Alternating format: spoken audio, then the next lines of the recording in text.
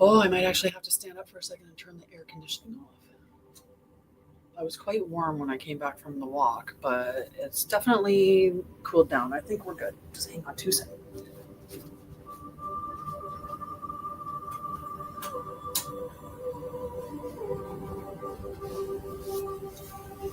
There. That's better. Then that can shut off and it can cool down. Still a lot of getting into position. Good morning, Jojo. Morichi, buenos dias. Ah, there it goes. All right. Sharing is caring, so that's what I'm going to do.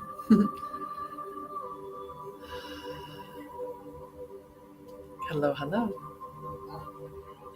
How are you today? How's your day going? Hello, Leslie. How are you? I'm all happy, guys. Are you happy?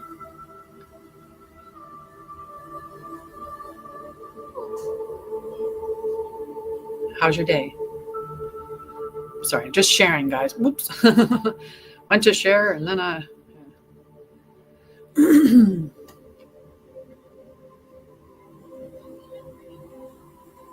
have to remember where you left off on. And if you're here, and I will still send it to you because I just try to keep the count of who I leave off on so I remember for the next one. So this is so complicated on TikTok. I don't know how many times I forget who I stopped at. And I'm like, oh, well, I guess we're guessing. Maybe you're going to get it twice.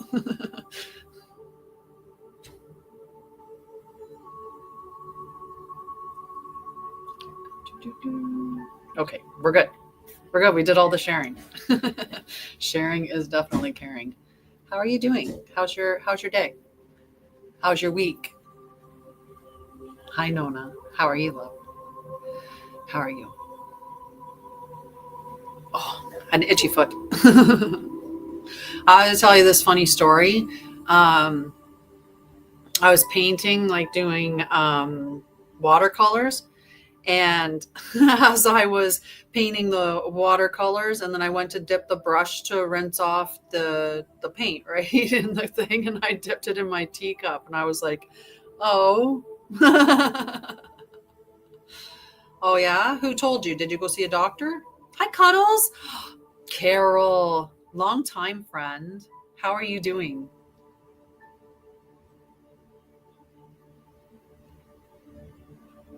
I hope you stuck around for a second so you could see at least say hi.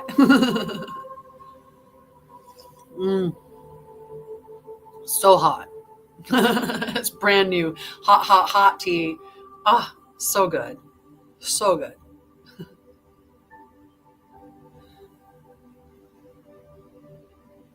Carol must have hopped on. Yeah. So how's everybody doing? How's your day? How's your week? How are things?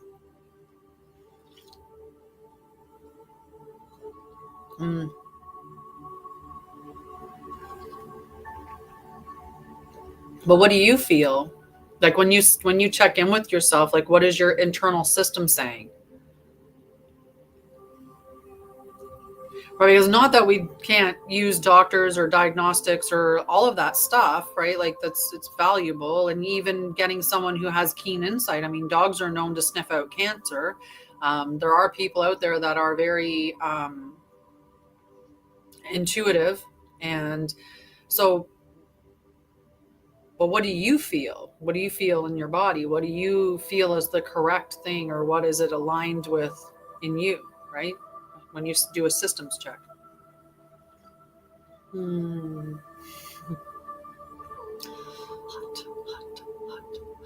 Hot. Hot tea is my favorite.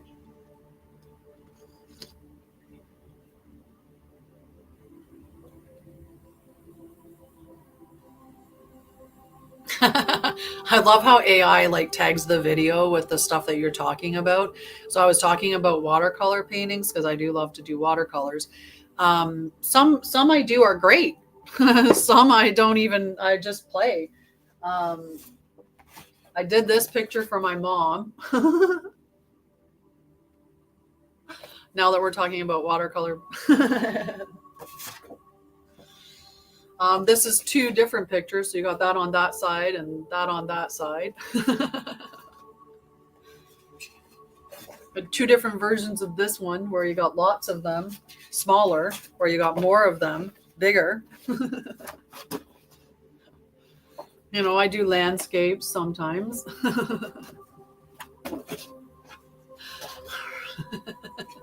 It's like a show and tell. You know, sometimes I do some that are textured. Sometimes I just have fun and they make no sense at all. Sometimes I draw other birds because it's just for fun. Sometimes I have real fun with them. Right? Sometimes I have real fun with them. Or we do these. And sometimes I think they're not great, and then I like them later on and I keep them anyway. So, you know, anyway, yeah, I dipped my brush in my tea this morning when I was doing some watercolor painting, and I was just like, oh my God. Dip, dip, dip, dip. Like, dang it. That's the wrong cup. So I know now I cannot drink tea when I'm doing painting because it's just a hazard. Or I have to make sure that my teacup is somewhere very different than my paint. But that's, you know, part of it. So what are you doing to enjoy your life? What are you doing to enjoy your day? How are you aligning with things like that? Right. And you have to have some things that you do just for fun that you don't do for any purpose. Like I don't do them to sell them. There is a part of me because I've done so many paintings.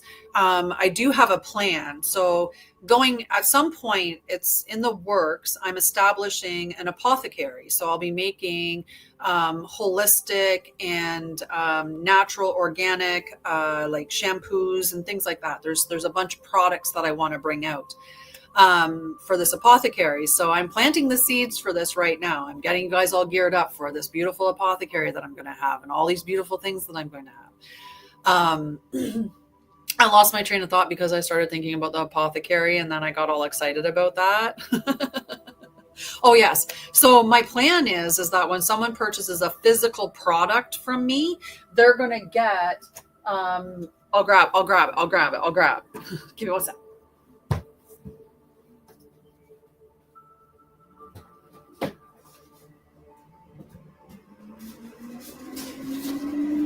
Okay, so when you get a physical product, when you purchase a physical product from me, I'm going to send you a note on the back of one of my paintings. So you're going to get whatever painting. I'm just going to pick a painting from, you know, whatever ones that I have on hand, and you're going to get one.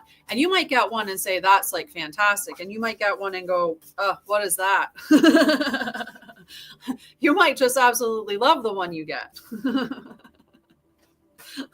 I'm going to let my intuition guide me to send whatever one to you. But yeah, so that's my plan, is that you'll get a handwritten note on the back of a watercolor painting that I did when you purchase a physical product from me. Forgot about these ones. I was supposed to continue painting them. Sometimes I do, like, so this one here I'm turning into a frog. It was a technique that where you make the paint all bubbly. So you basically add it to a little bit of dish soap, and the bubbles, then when they pop, they create a nice texture on the paint. So that one anyway looked like a frog. So I was going to change him into a frog, put a little more effort into making him look like a frog. But anyway, you'll get something like that. So when I do have the apothecary up and running, that's what you'll get for that. So we're just planting seeds for that, right? We want to get the energy flowing out there so that the resources come in, so then we can build the apothecary. And that's the way that we do this, right? I don't even remember what the topic is of today's live at this point, because I just decided to just chat with you guys. And you know what? Sometimes that's more fun than anything. Just having a chit chat, sitting down and having some tea time. So what little hobbies do you have? Because honestly, like I said, I don't paint to sell them or anything, but I do gift my paintings away. Maybe someday, but I do it more for fun. I did one on dandelions the other day, so now I've got this whole idea that I'm gonna paint some dandelion pictures now, and jellyfish and dandelions, definitely. Mm. Mm. All right, let's see what our topic for today is to be. I do. If you go to Anshara'El, it's all about the pathway of ascension. So I help guide you on your ascension pathway. That's literally what I do. So I have classes, I have individual soul sessions, I have group memberships, ton of things. Yeah, reject the answer that doesn't align with you. Absolutely. Let me see here. Today, we are talking about the law of living light and embodying divine radiance. I do have a free webinar that I'm putting on tomorrow, and I'll talk about that a couple times throughout the live, but I'm going to get you guys while you're here, because you might not be here at the end of the live when I talk about it again. But I do have tomorrow evening, I have a free webinar from 7 to 8:30 p.m. on my channel. You have to go and register for it. It is a Zoom meeting. You get a free guide when you register. So even if you don't attend the live, you still kind of get the guide. So that you get a guide. You don't get the guide, you get a guide. So you get a gift just for signing up. And this isn't a trap to capture your email addresses, to do anything like that. But I'm putting on a sacred union, so it's an hour-and-a-half webinar that's completely free, and you get two guides with it. You get one guide that is for that, plus the 3-day class that I'm doing. That's the one you get for free. So it'll talk a bit about the stuff that's in the 3-day class. The one that you get when you join or when you show up is the participant handout for the webinar on tomorrow night. So this is 7 till 8:30 p.m. Eastern through Zoom. And if you're interested in that, go check it out on my website. It is listed in the menu items as Sacred Union. On Monday, Tuesday, and Wednesday is the 3-day class. Now that is paid, so you can consider whether it's in your budget to do so.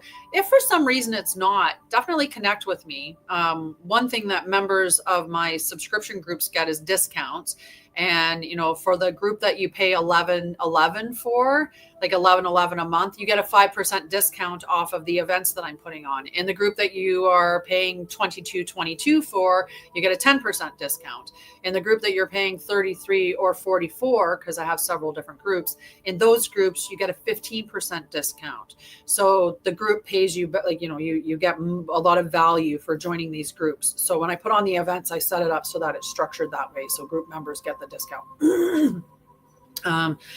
What else was I going to say? So the 3-day class is there. The 3-day class it's called Sacred Reunion. And on day 1, we're talking about the divine feminine. On day 2, we're talking about the divine masculine. And on day 3, we're talking about the living flame. And so it's amazing. It's an amazing class. And if you can't take this one, don't worry, because I'm planning to do the same kind of thing once a month. Chexie, hello, love. I love it when people that have been, people that have hung out with me before pop back in for a brief moment. So I'll be doing these things on a monthly basis, not necessarily on Sacred Union. Next month, I'm thinking about doing a class. So it'll be a free session. And then after the free session, whatever time frame later will be the paid section. So and that's just the structure that I'll do. I'm thinking about doing it on dimensions next time, like on actually talking about dimensions and what it means to be multidimensional and, all of that good stuff. So very cool. How are you? How's your puppy? How's your baby? I see your videos occasionally pop by when I'm like quickly trying to get in and out of social media.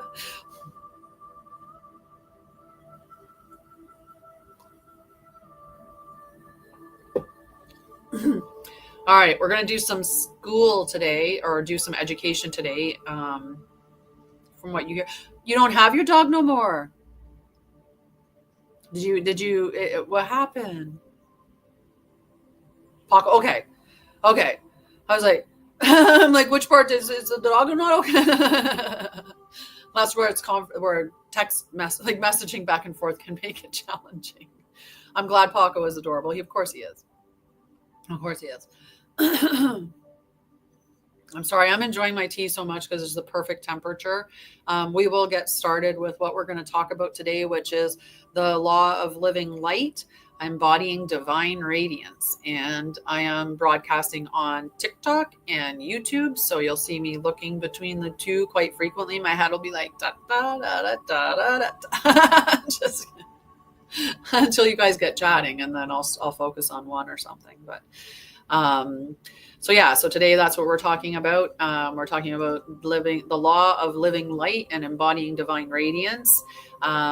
Today, the celestial influence of today is that we have a waxing moon in Leo, which is for your heart to be light, radiance, soul confidence. Like there's all kinds of beautiful energy that comes with that waxing moon in Leo. It's really expressive power as well. So the focus of the teaching is going to be teaching the law of living light as a Christic principle. And when I talk about Christic, I'm not talking about religion. I'm not talking about any type of religion. I'm talking about the true way that we as divine beings are meant to live. It is and I'm going to do a post on this at some point where I'm going to talk about what Christic means, spelled with a K-R-Y. And I'll talk about that, but it's the way it's beyond religion. So we're also going to, in today's session, we're going to talk about dissolving the false humility and fear of shining. We're going to be activating the crystalline light body as a transmission of divine truth. And we're also going to be practicing embodied radiance in voice, body, and energetic field. So sounds like a lot of fun. You help me in the show by liking the live, because unfortunately it's a popularity contest for the algorithm. The algorithm responds when you like my live, when you gift me, when you share my live, like all of those things help my algorithm. So if you like what I'm sharing with you, or you find there's value in the teachings that I give you, or, just my energy, then sharing or tapping on the screen or doing those things, it helps, right? And, if you want to truly support me, you can go to my website and support me through there, because that way you're supporting me fully, as opposed to TikTok taking its portion. But just saying, just saying. Okay. The popularity contest is not my thing. TT. I'm not on here for the likes. I'm not, but it's just the way that this system works, is that in order for me to be positioned in the algorithm, I need likes and gifts and comments and shares and, the gig. Alrighty. You were always the flame. There is a spark in you that has never gone out, and it may have been buried under conditioning, distorted belief. It may have been pushed underneath the pressure to play small, but it was never lost, right? The true you is always within. We get layers of distortion wrapped around us, is a good way to think of it. If you come through when you're born and you come through the veil, you can consider that to be one layer that just hides the true you and who and what you are, because you've come through the veil.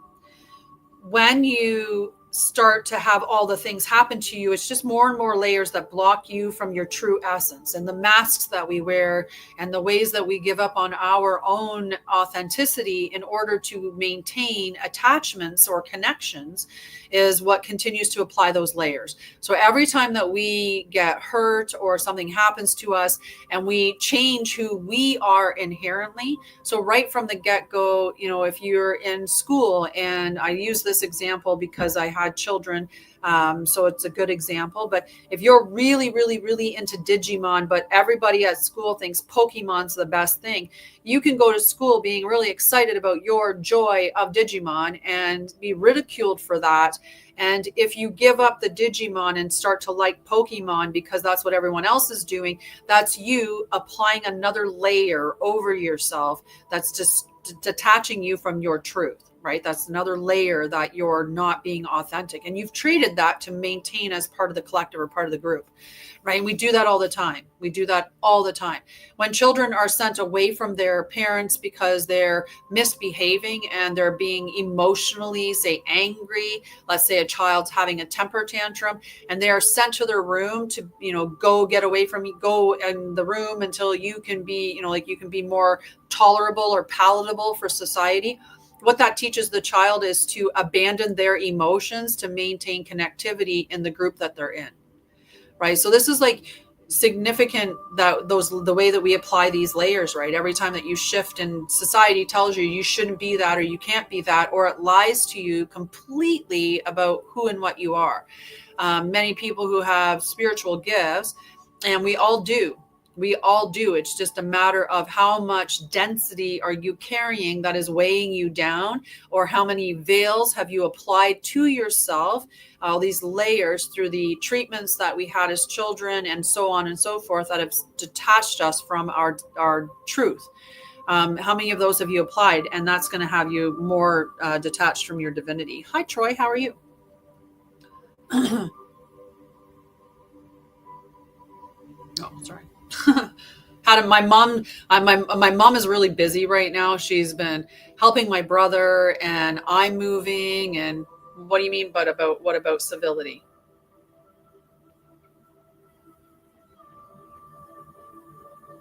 Can you elaborate on that, Chexy? Just so I understand what you mean by it.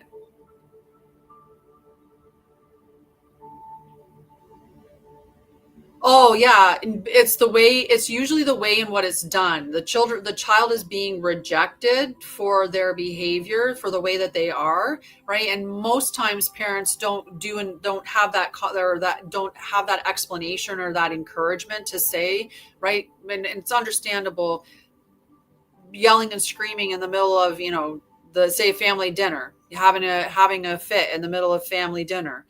But the problem is that many of these things are seeded before we even get to that point, right? When we think about historically or ancestrally, the traumas that we pass on from generation to generation, and the ways that we are with our emotions and how we manage them.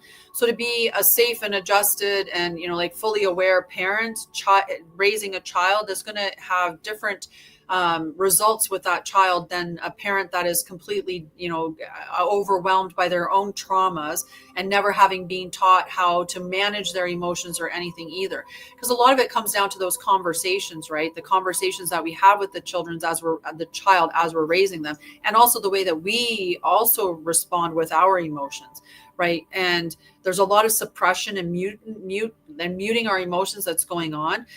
Teaching the child that it's okay that they're angry. It's their reaction to the anger, or the way that they're reacting through their anger that's wrong, and teaching them that there's a way to respond, right? So in that conversation is where the foundations get built, right? But most times, and I was, you were probably raised in the same, space as I was, where it was a lot of, children are to be seen, not heard.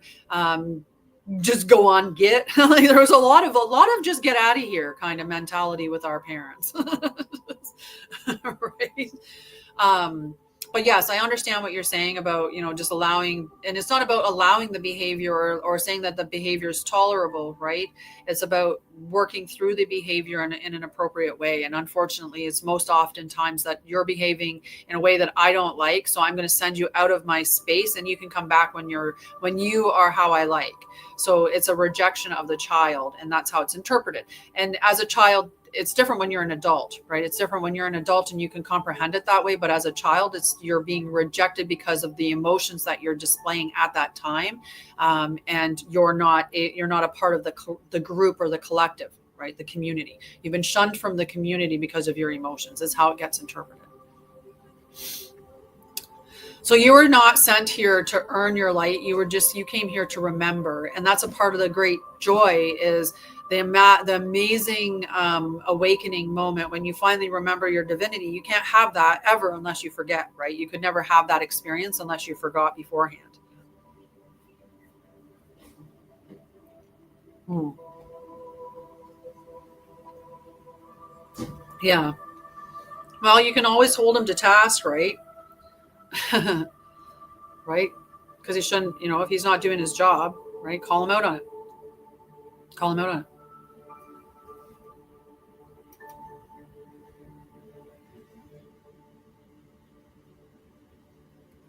Yeah, and I mean, and that's what we're meant to teach the children, is how to express your emotions in a civil way. But what we teach them is that they're not their emotions and thus them, because we don't understand that as a child, right? As a child, we have a very limited capacity, right? When our parents do things, it makes us wait. Trying to get because I don't know why it muted. That's silly. There's so many words that are on my list for some reason that shouldn't be mute. I don't know. They mute the silliest things. When the child is when the child's abused, right? We don't look at our parent and say there's something wrong with them. When our parents mistreat us or neglect us or harm us physically, sexually, emotionally, whatever way that we're being abused or neglected, when that happens, the child internalizes that as there's something wrong with me, and that's how shame gets seeded. There's something wrong with me. They don't understand that there's something wrong with their parents and the way that their parents are parenting them, and that maybe there was something wrong with their grandparents and the way that they parented, and so on and so forth. So they just internalize it as them. So even in that experience, if a child is told to go to your room until you stop, until you stop being in that emotion, whatever that emotion is. If you're angry, go away until until you're not angry anymore. If you're crying, go away, or I'll give you something to cry about. I mean, that was a big one when I was growing up. But we're taught to reject our emotions in honor of staying connected to the people around us because of the way that it's done. And that's, like I said, it's not about not teaching children civility or teaching children. That's what we're supposed to be doing. We're supposed to be teaching our children how to properly manage their emotions. And that begins really, really early on. So this isn't, usually in a home where you are taught properly how to manage your emotions, this wouldn't be an issue, right? Yeah. Okay. Love you. I'm so happy you're here, Chexie. It's been a while.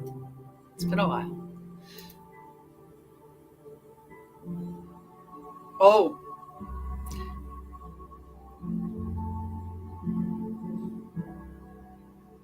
I think the guy upstairs is maybe playing a piano, or he's put music on really loud. I was like, what's going on? There's more music. All of a sudden, more music. I hope he doesn't get me muted. Maximizing distractedness. Fair enough. So you don't need to be louder to be radiant. You do not need to perform. You do not need to do anything. Your light is not, you don't have to be even understood by other people, right? Today, it's within you, and it's you being in alignment with you. And you're a magnet. When you are in an alignment, you're a really big magnet for all the things that are meant for you. So as the moon weaves through Leo, it stirs the memory of confidence, right? It kicks us up, but not as performance, right? Just as presence. It's not about chasing the light. It's just about becoming it. You were the flame. You're always the flame. You do not need permission to glow. You just need the courage to just stop dimming, right? Souvenir from Yosemite. All right. So today we're going to walk the path of the living light. We're going to do a teaching. I'm going to read some notes that I have for this teaching. So you'll see me definitely looking up over this. Just want to make sure I cover everything. Sorry.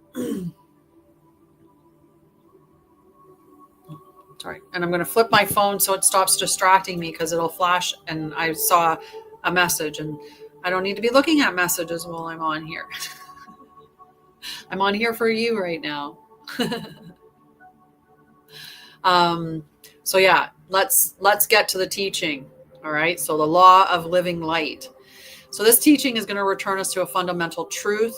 Light is not something that we seek. It is something that we allow.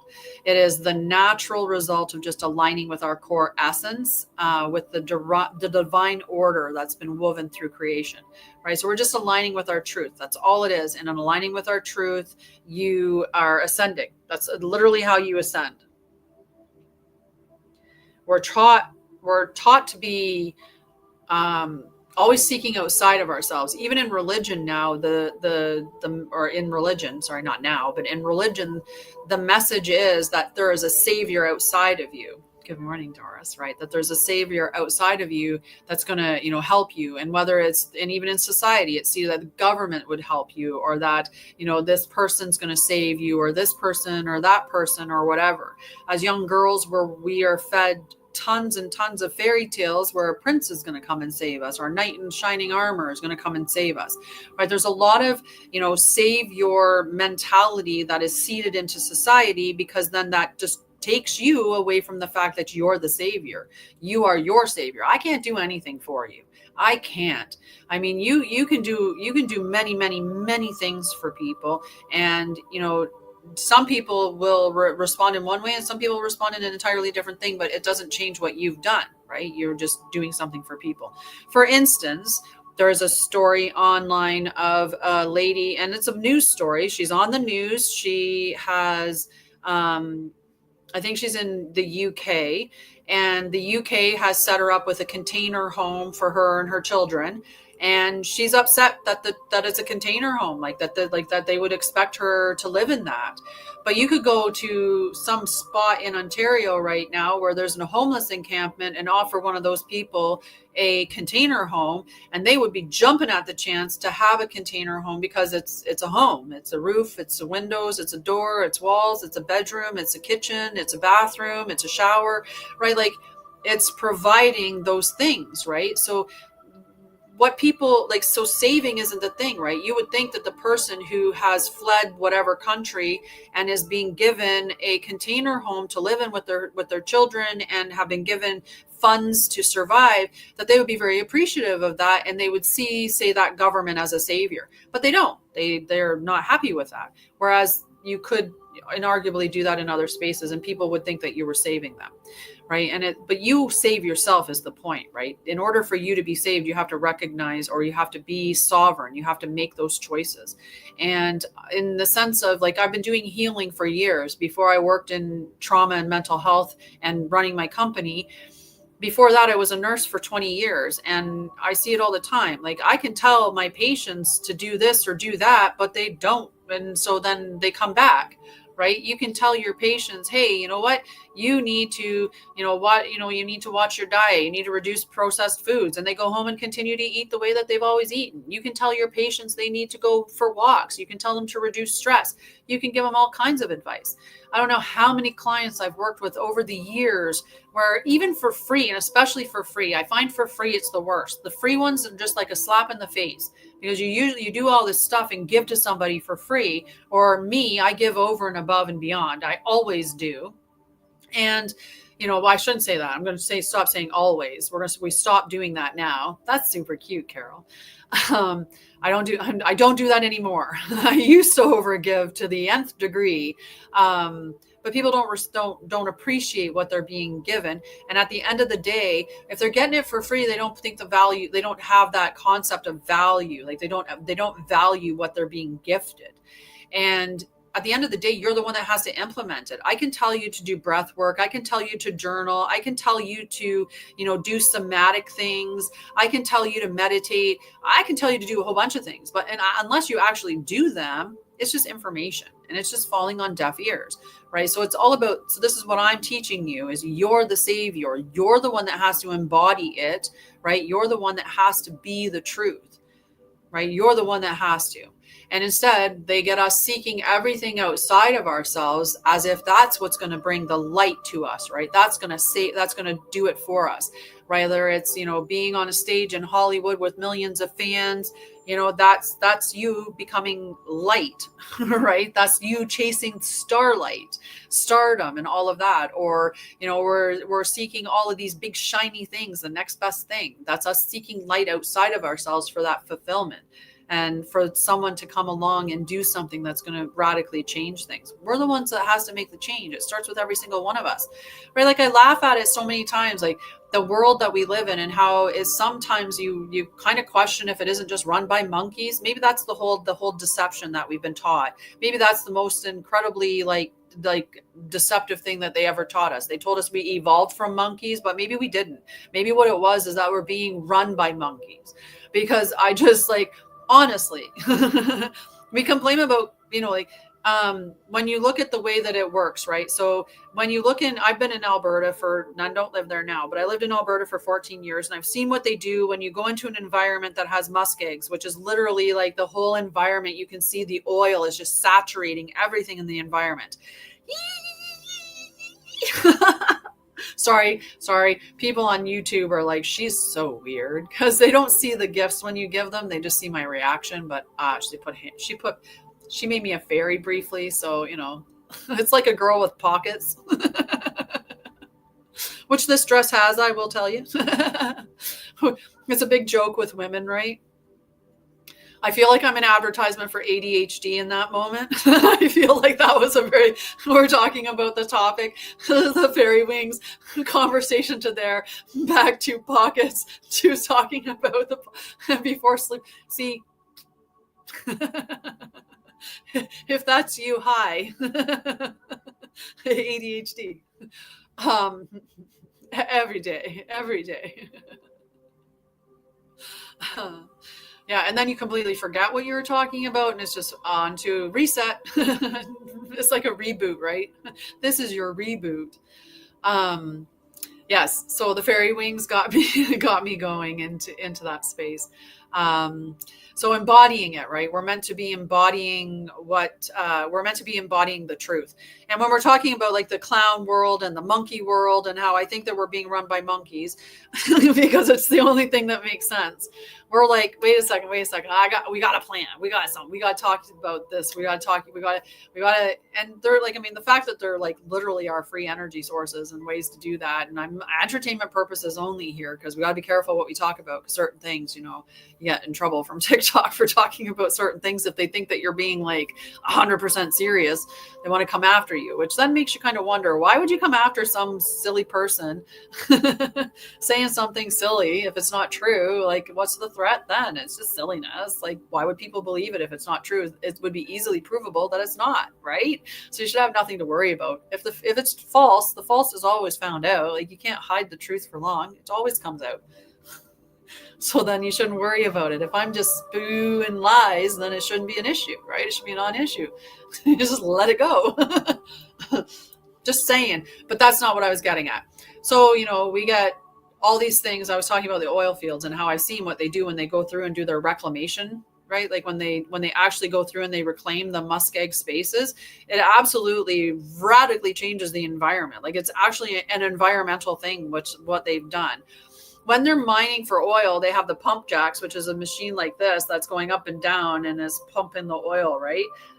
That's it. And then it's like maybe an acre of land for a pump jack, which like there might be one on this hectare and another one over there, and none for miles, and then a few there and there and there, right? Like it's not like there's thousands of acres of them in one spot. So they've been on this, like, and I'm not, this isn't about, and about that thing. It's just, I just want to say, like, I find it funny in this monkey world. So we get told not to use those things. Don't use oil. Bad. Oil's bad, guys. That's what we get taught, right? Oil's bad. Then they go and they manufacture wind turbines, and the wind turbines kill birds, disrupts the frequencies in the neighborhood, don't last very long. And when they break down, what do we do with them? Because they're not recyclable. Solar panels, they are clear cutting forests to put solar panels up. So they're taking something that cleans the carbon out of the environment to put up solar panels. And then if you're in the UK, they're going so far as to block the sun while putting in solar farms. So they got solar farms blocking the rays of the sun at the same time. And it's like, are we run by clowns or monkeys? I don't know, but I should be careful. Somebody got in trouble for calling the government clowns. But it's just valid questions. It does not make sense. When you look at lithium mines and what they do to mine lithium for batteries, Like, it is insane. Like what they are doing to Mother Gaia to extract lithium, not just what they're doing to the earth, but the people that are working there, how sick they get from being exposed to it, the fact that they are slave laborers and yada and yada and yada, right? So when you look at that, you have to be like, this is a clown world. Why would I wait for anybody outside of me to save me, when the only thing that they've given us is thousands of prescriptions and not one cured disease? Why would we look to somebody to save us environmentally when our government, our prime minister, used to fly from Montreal to Ottawa almost daily? But we have to reduce the single-use plastics and stuff. Oh, which then they give us paper straws, which paper straws have a glue in it that when it degrades into your drink, which it does, and you drink that, has cancer-causing agents in it. There's PFAs in it. Like, it's literally like clown world. So the best thing that you can do is go within and become your own sovereign and divine agent, and realize that you're the one that saves you. A big part of saving yourself is becoming aware of the truths that are out there, because the truths that are out there allow you to pull it back, right? So, and it's not the nicotine that's the bad chemical either. The nicotine actually is contained in many vegetables that we have. Potatoes have a high quantity of nicotine. So does eggplant. All the nightshade vegetables do. It's naturally occurring in those vegetables. The problem isn't with the nicotine, and even the nicotine in being addictive isn't actually addictive. The nicotine half-life is 45 minutes. And once it's out of your body after 45 minutes, that's why about an hour after a smoke, you're craving the next one. But that's not because of the nicotine. It's because of the other chemicals that are in there that make it addictive. All of it. Like the clown world. Want to know another thing that's a clown world? Let's talk about another thing that's a clown world. I know we're off on a little thing, but living as the law, like the law of living light requires us to be truthful, to know the truth, right? Like we need to know the truth, and we need to bring it to light, and then we need to stop living in that way, right? Like if you know that the truth of, let's see, what is a truth that I can give that would work in this situation that's not going to take me off too far.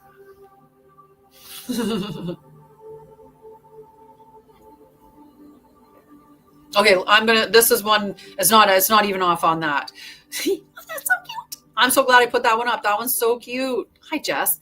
The other day I watched a reel, and it was like an executive in the space of social media child trafficking. Sorry, it was a specialist in child trafficking. The video was on social media. So on this video, the lady was talking about how there are many, that the number one way that children are being trafficked and essayed, like doing that in that space, the reason how the number one space that's occurring is through gaming platforms now. That's what they said. So through gaming platforms. And that Roblox is the number one offender. And Roblox knows it. That's what she said. And Roblox knows it. Hi, Jessica. And she goes, so my question is, like, why would anybody still be playing that platform? And I was like, wait. That's the wrong question. My question is, if you know it and they know it and we know it, why are they operating? Why do they still have a platform? Why are they not in jail? Right? Like, that's the question. That's the question. Right? And this is the clown world.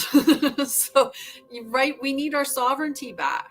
And we also need to stand in that law of, like, in divine law, and not be willing to back down on this.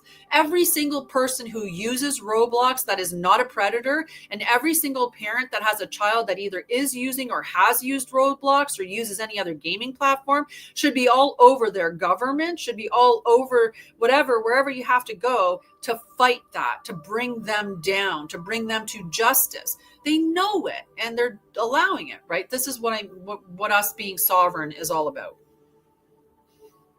Morning, Jess. So yeah, Jess, I do cards occasionally, but really more rarely. Sometimes I put on a special show and do cards for that. I tend to be doing more teaching and helping people ascend, just really ascend. I'm all about, it's the pathway of ascension. That's what I've changed my company. I teach you all about ascension, ascension things, healing, awakening, that kind of thing, bringing the truth to light in a lot of ways, and helping you on your journey. So yeah, just a bit of a change, right?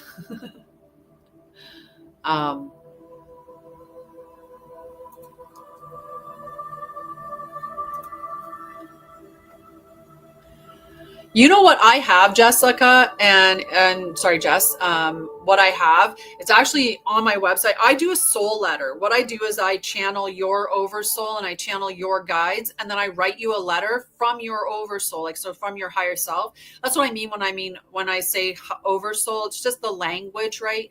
Trying to be using language that is more clear, because a lot of the words that we use have been like distorted or hijacked, or they're just, so I change it. I do, one is it's a handwritten letter. And then if you want a longer one, it's like a 7-minute, and I do a voice recording, and I'll ask questions, and I'll check in on, on your whole path, like on a bunch of, look how fast I talk. Imagine, imagine how much you could get in a voice note from me in 7 minutes. It's crazy. So yeah, that's available on my website, and it's on, when you pull down the menu, it's on Walk With Me, and it's under a donation offering thing. It's just it's one of the donation ones that I offer. So yeah, that one's there. And that would really, really, really help you out. And if you want help on your pathway, I have a free group called Temple of Light. It'll have a companion journal for every live. Like every live that I do on Tuesdays and Thursdays, I create a companion journal that covers some of the topics. It has mantras. It has a practice to do. It has a invocation or a seal that you have as well. Plus it has around 5 or so journal prompts and the space to write it. Like, you'd have to print it off, but it has the space to write it in there. So those are there for free. Plus on Mondays, I drop a celestial spark in that group. On Thursdays, I do a transmission Thursday. And on Saturdays is Reflection Saturday. And then there's other things that get sprinkled in there. I have the Ascension Gateway, which is the entrance group that you would get into. There's no live content within the Ascension Gateway. It's 1111 Canadian. And you get early access to all of the Truth Will Set You Free podcast, Hidden Earth podcast. And also you get membership exclusive or public teachings, like teachings that I do, but that are behind like the paywall. So they're exclusive teachings that I offer. If you like that group, you can advance to the Guardian Pathway, which is an extension of that. So then we start to do more on, we start to look into things like doing grid work or light worker, like we're really looking at our light worker, what we came here to do, the embodiment of everything, and being in that Guardian Pathway. And then hi, Lily. Holy flash from the past. These are this is amazing. The Christic Mastery Circle is the next one up from there. And that is where we're fully embodying the Christic path. And that's outside of religion. That's outside of any religion or dogma. That is purely just living as we're living as light, living as in the way that we're meant to live. So that's doing things like, again, planetary grid work. It would be doing like collective healings or a bunch of things. Plus also I do lives in both the Guardian and the Christic Pathway once a month. So if you're in, and you get the lower groups, so that's a tiered setting. So if you're in the Christic path, the Christic Mastery, you get the lower 2 tiers. If you're in the Guardian, you get the one below the Ascension as well. So you get all of those. So when you're in the Christic Mastery, because you're in the Guardian Pathway as well, you get both lives that I do, which are really powerful. Last month we did the Gridlock Disruption Ritual, which was really powerful. And I'm happy for the people that were able to join me to do that. Lots and lots of things there. I do soul alignment sessions, which are one-on-one sessions. I have other education there. My Bridge to Light program is there, which is a recorded healing program, but you get me once a month to hang out with you and answer any questions or give you any clarity or guidance on the recorded material. There's 12 sessions that are recorded that guide you through different aspects of your trauma. That talks about the different trauma responses. It gives you so many guides, so much in there. Like it's 12 weeks or 6 weeks, 6 weeks, but 12 sessions. It's self-paced, so you can take as long as you need. But each month, once you always have access to the group, it doesn't go away. And every month I go live in that group to have a check-in, like I said, and making sure and seeing if there's anything that I can help you guys with or any questions that I can answer. So it's not like it's just completely, you just static material. There's lots of meditations and everything in there as well. And then there's the Oracle chamber, which is for those that are, working on, say, mediumship or their intuitive capabilities, or that are interested in that type of setting or space. I do different kinds of recordings in that, usually celestial aligned recordings, so like new moon or full moon or during some other planetary event. I do postings in that group. I channel different guides and drop things in from those guides as well in that group. And then with the still waters is just a very gentle space for those on our healing journey. And it's a beautiful space to return you to your inner voice. And it's just a very compassionate, soft space. So those are the different groups that I have. And like I said, there's a ton of education there. There's a ton of like soul alignment sessions. I put on events all the time. I have a Sacred Union event coming up on tomorrow at 7 to 8:30 p.m. Eastern. It's completely free. Hour and a half long webinar if I don't go over, but you know me, I like to give a lot of value. And then on the Monday, Tuesday, and Wednesday, and the 9th, 10th, and 11th is a paid course that is going to expand everything that we did in the free webinar. So that's available as well. All right. We really took a break from everything and did a loopy. Well, now let's get back to some of the education, and I'm just going to have a sip of tea before it's cold. And because I felt my throat.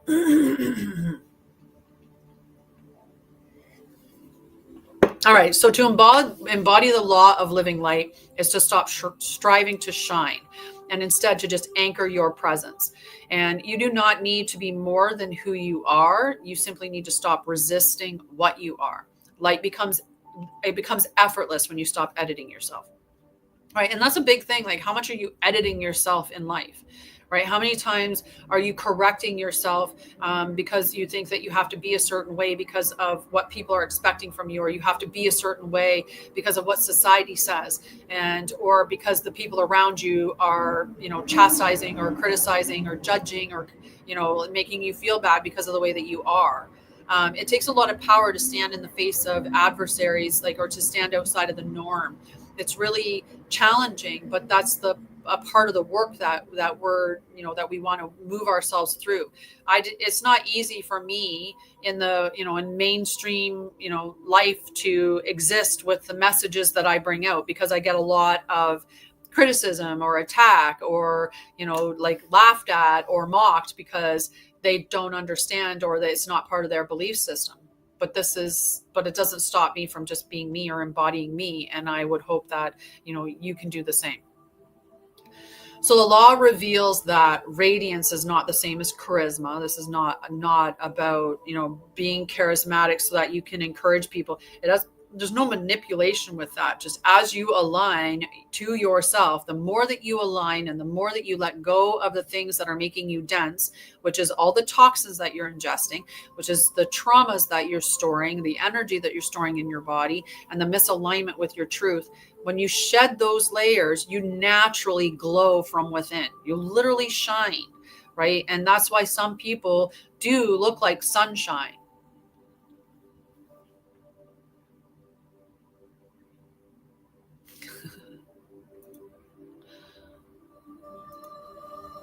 Hey, Holly. It's been weird. That is so weird. Because Holly and Holly came, both went by at the same time. When Jess came in, Jessica too, right? So it's just interesting that it's Very interesting. Very interesting. We're getting a lot of doubles, guys. A lot of doubles. So the law of living light is not just an idea, right? It's a living principle that reveals itself through direct experience and through the expression.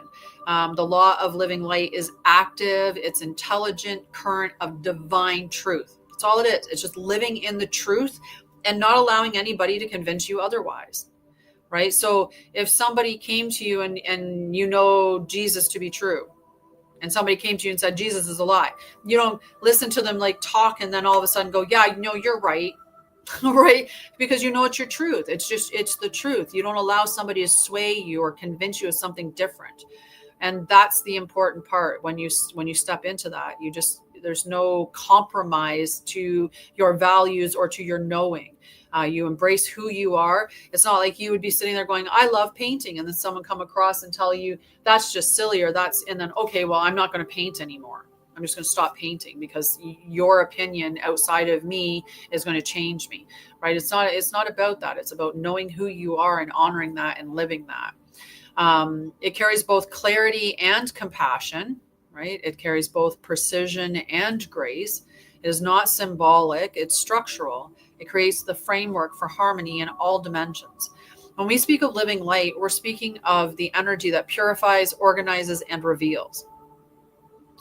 It moves through the body like golden threads of remembrance. It's waking up those dormant codes of integrity and presence. And it is not achieved through striving, but through surrender to alignment. It's just, who am I? What is my truth? And what is the truth that I know of the world? And go on a truth-finding mission. Find the truth and then embody it, right? It's, when you know the truth, you can't turn your eye to it. Many people on their awakening experience, once you awaken and you know certain things and you know that we've been lied to, say about our history, nobody can go and tell you that back in, the 1600s or whatever, we had no skill or talent, when you see buildings from back then that are so much more intricate than anything we've designed today, right? Like there's nope, does not. So that's a lie.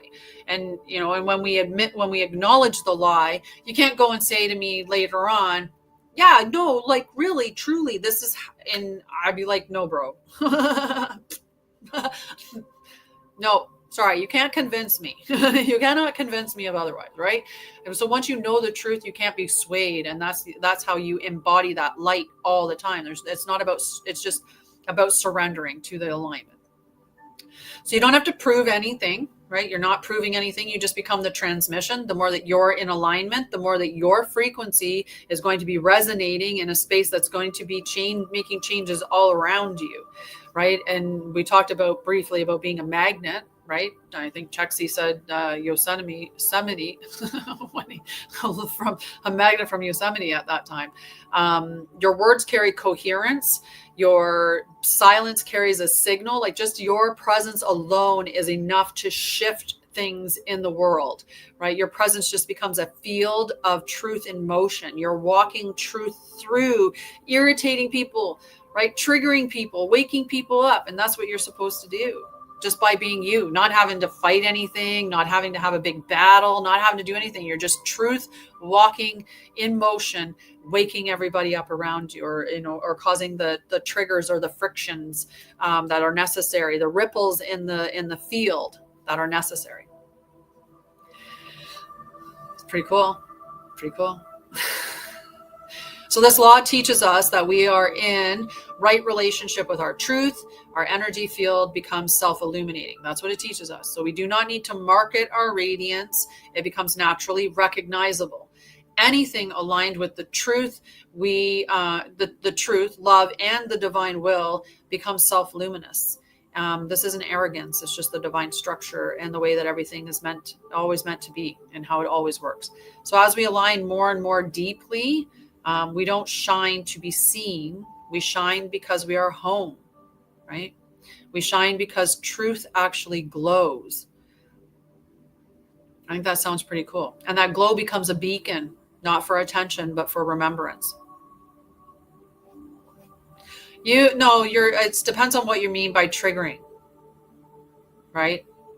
Many things, like if something alters your emotions, it's triggering. That's all I mean by that.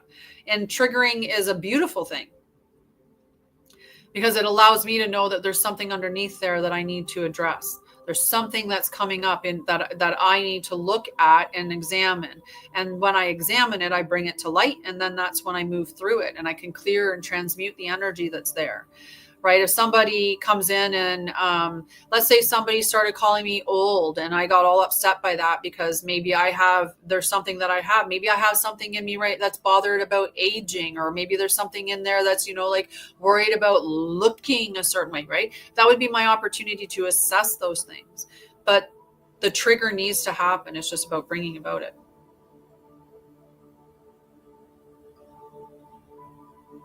Lots of things have a trigger. Lots of things have triggers. It's not just in guns. It's just the most well-known trigger is in guns. There's a lot. A trigger is just something that causes it to go.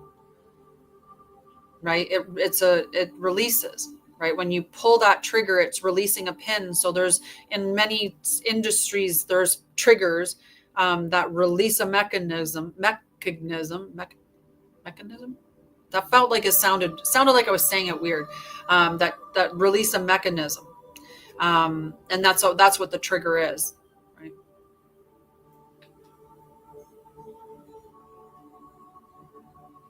Mm. So yeah, I mean, when we can look at changing it, it's something that is illuminating, it's awakening, it's it's revealing. Right? However you want to call it, but that's the language, right? No, possibly. I don't, when I say trigger, I don't think about guns. I don't think about guns. I only think about them when somebody starts talking about them, or when I'm, like if I'm seeing something on TV or on like somewhere that came up, that's when I would. But other than that, I don't.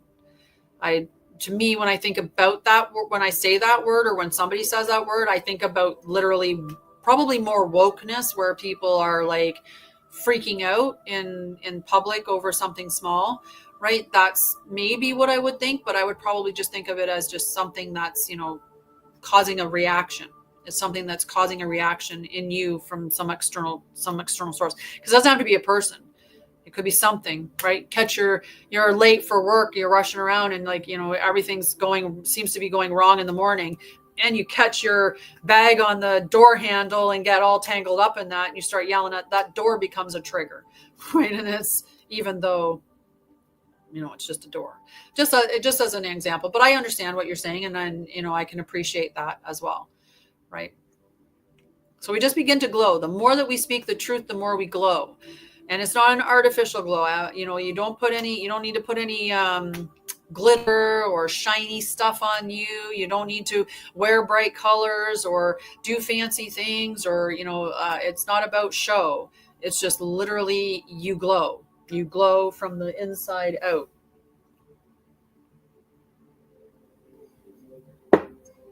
Okay, so we're going to do a little practice. It's a light body practice. So we're going to be expanding our inner radiance together. And this is just using some breath work and a little bit of visualization. We're also going to do a mantra and a mudra.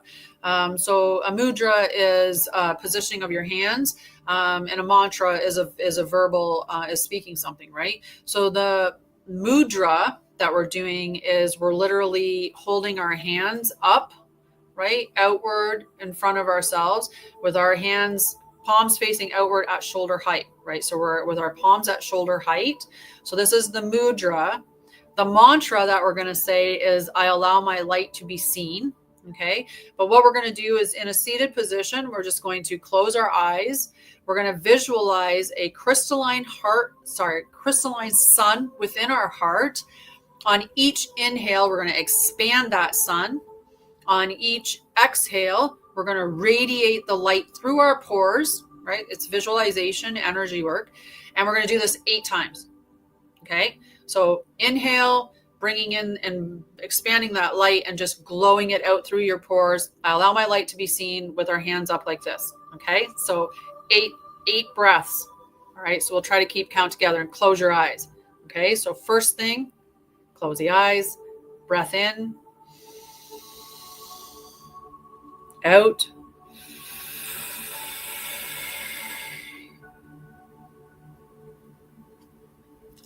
I allow my light to be seen. Inhale in. Expand that light in the center of your chest, your crystalline sun. Radiate it outward with the exhale. I allow my light to be seen. Inhale, expanding the crystalline sun. Exhale, radiating that light through your pores. I allow my light to be seen. Inhale through your nose, building that beautiful crystalline sun bigger. Exhale, allowing that light to radiate through your pores. I allow my light to be seen. Inhale. Exhale. I allow my light to be seen. Inhale. Exhale. I allow my light to be seen. Inhale. Exhale.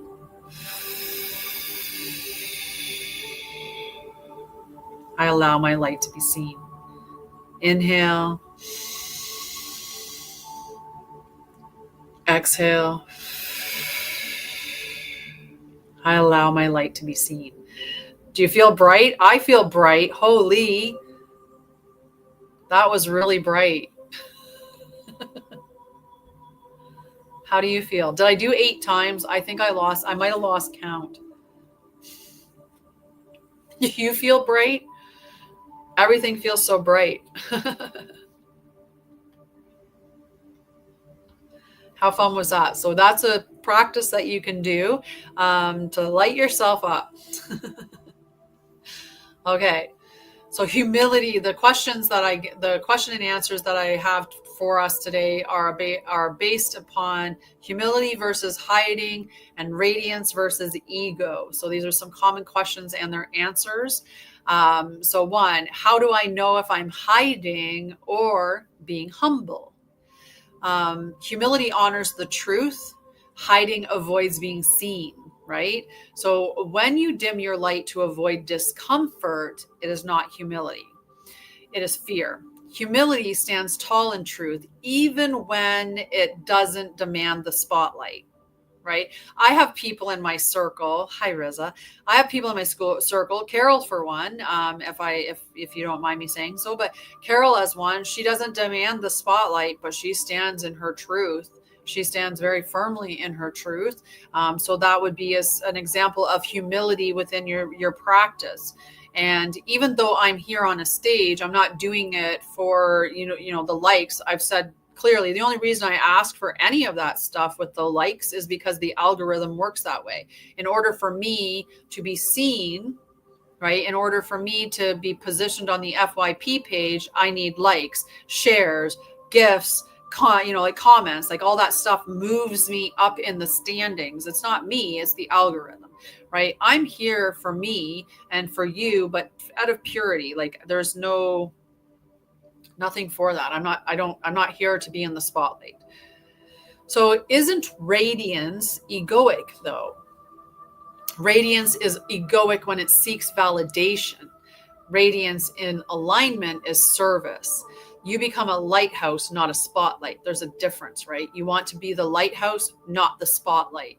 And true radiance emerges when there's no agenda. It's just presence. So you're just embodying your truth and that's it. Okay, have you been examining the mental thoughts, the negative thoughts? And what makes you think that your chakra is blocked? Your chakra could be in, decreased activity, like lower spinning. It could be under spinning, or hyper is really the language that it would use, a hypo or hyper spin. What makes you think that they're blocked? And which chakra specifically are you looking to unblock? Or maybe all of them? I actually have a package that I'm putting on my website that's all about that. It's not a lesson for me, but it's a whole package where you get daily meditations, you get a whole guide. I mean, the thing's phenomenal, and it talks about the truth of the chakras and how to unlock them. You get images and sigils and get so much in the package. So I'll talk about that once it gets released on the website, the whole entire package. But yeah, I'd need a little more information. And examine those negative thoughts, right? Examine them. Bring them to light. Challenge them. Why are you having the negative thought?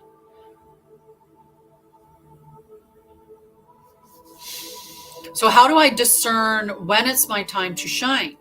Right? Many of us have been sitting there waiting.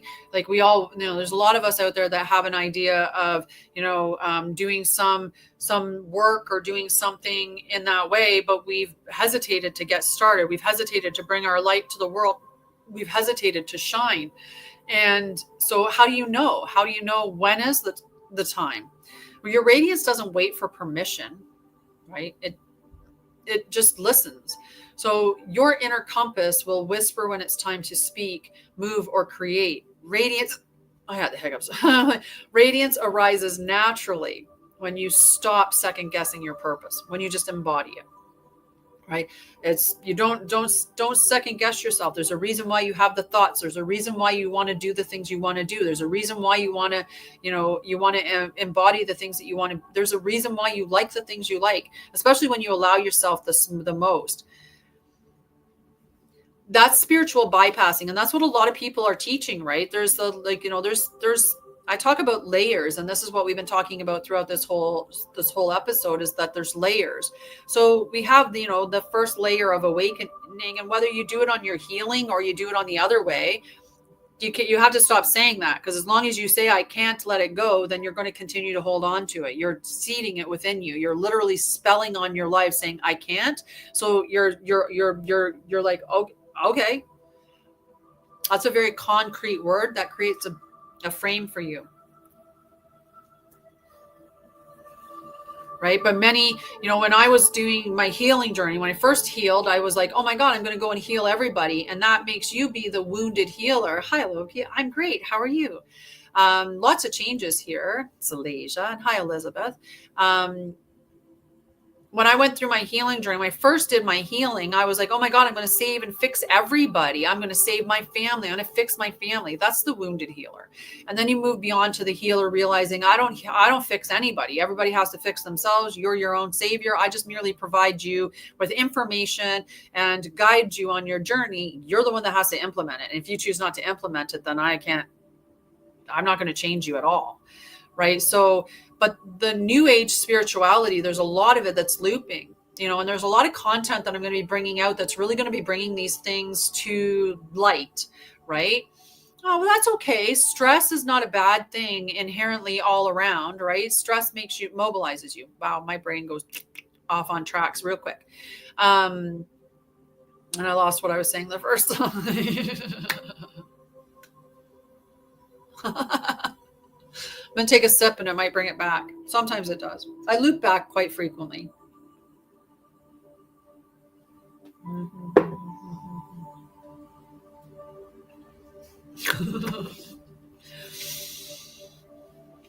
Bypassing spirituality, and how there are a lot of, so if you're looking at it from the sense of being in the matrix and being awakened to what the matrix is, and, moving beyond the distortions and the lies that we've been told, and recognizing that our history was alive, like when you're waking up through those spaces, it would make sense that the matrix would also have psyops, or they would have people that would be pretending to be away from mainstream, but they're just presenting another hook, another loop, another trap. There's a lot of content that I want to be bringing out, and that's going to be looking at revealing the truth. And it's not about calling people out in a negative way, but I will be calling out some of the education or the content that they're providing. For example, This is a beautiful example of it. Dolores Cannon was an amazing woman, and she did a wonderful thing with the hypnosis sessions that she did, and getting all of the information about past lives, or what happens when you die, and you meet a team, and da da da da da. And it's beautiful. What she did came from a genuine place. She was bringing the truth of what she was receiving. The problem is that the people are caught in a false reincarnation loop. So they're looping in this false loop, coming back and telling her about it. And she's telling you that that's what happens. So then people are like, great.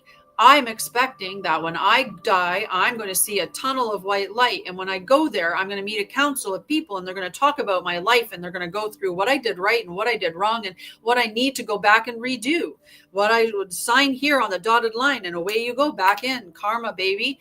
Right? But that's not the truth. Our ascension is a spiral. It's not a circle. It's not a loop, right? It's a spiral. It's not meant to, you don't have to reincarnate here if you choose not to, but you have to move beyond the reincarnation loop. So it's things like that, like bringing the truth of that. We don't loop in reincarnation. You're meant to embody you're meant to find the truth, know the truth, embody the truth, and move beyond this charade, what it is. Right? So you should be every single one of us should be on a truth finding mission. We should be like, you know what? I went through a veil. What's the truth? What am I missing? What am I missing? Right? And then you can start to put all the truth together. And your truth is a journey that you need to take. I mean, I can give you a lot of stuff. What do I follow for the truth? Ooh, those are two different really good questions. Really good questions. So how do you know if something is true? So the truth is with my discernment, right? And with my inner knowing. And we've been taught to seek outside of ourselves for answers. So one of the things that we've been taught to teach, like we look to science, right? We're like, science is the know, and science is the truth. Science is facts, right? But science isn't facts. Because science is hypothesis. Science is a practice. Science is always changing, right? And one point in time, what they may have detected scientifically is something that they're no longer, they're testing way beyond that now, because they've gotten new instruments to detect beyond what they were able to detect before, right? So it's an art. And also we have to be very cautious what we're allowing to be just blanket truth, right? For us, we look at somebody in a white coat's a doctor. So somebody in a white coat saying something's a doctor with authority and knowing, and they're saying something, so we should trust what they say. Someone wearing a nurse's uniform, nurses is one of the most highly trusted professions. So when someone's wearing a nurse's uniform speaking, it gives them authority. So that can be very misleading, right? When you take all of those things and put them together, we have to be very careful with what information we are, because who's being paid for the information that you're ingesting, and who's benefiting from you believing the way that they're selling you the information? Who benefits from that, right? And if somebody opposes it, do they attack, demean, fight? Like, do they go after them? So if the pharmacological, like if the pharmaceutical industry goes after somebody that says they have a cure for cancer, that's telling you something.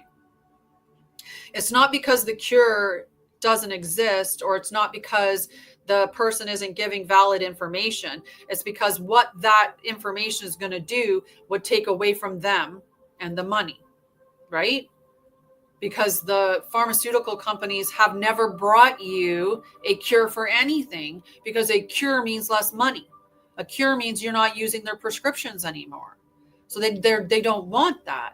Right. So we have to be aware. That's what I learned in nursing school when we were learning about research, right? When I was doing my education and we were talking about, how do you know that a study is a valid study? And, it has double blind, it has this, it has that. And one of the things that was a key factor for us was know who's paying for that study, know who's going to benefit from that study, because that can be conflict of interest, right? There's a lot of ethics stuff that comes into play there. But we also have to get really, really, really good at finding the information, because now what they'll do is they'll have it funded by some numbered company, and you won't know that numbered company is actually owned by the person that the study is benefiting, right? You don't know how many people were paid off in the pursuit of it. I've seen videos like there's and it's a forum, like where I believe it's a senator is actually questioning a bunch of scientists, and he's asking them about what the atmosphere consists of. You should know, as a scientist who's talking about carbon emissions and about all of these things, you should know what the atmosphere consists of. You should know how much of the atmosphere contains carbon. None of them could answer his question. None of them. They were all paid just to tell you that that's the facts, right? And good scientists talk about it. They talk about how when they try to bring out their studies that are the truth, you can't get funding for it. You can't get somebody to back it. And when you do publish it, if you publish it independently, that you get a lot of fight and pushback from it. Right. So we have to be, just be very aware, to be constantly looking and what is the truth. And when I'm ingesting this information, is it making me reliant on them? Is it leading me to my own sovereignty, to my own independence? Right? Because if anybody's keeping you holding on to them, right? It's like if you go to a coach and it's another upsell, that's a loop. That's a big loop. Right. And it's not about a coach somebody not bringing more and more information or bringing another education thing, but it's about when it feels like you can't escape, that you can't break free, that you're stuck there. Right.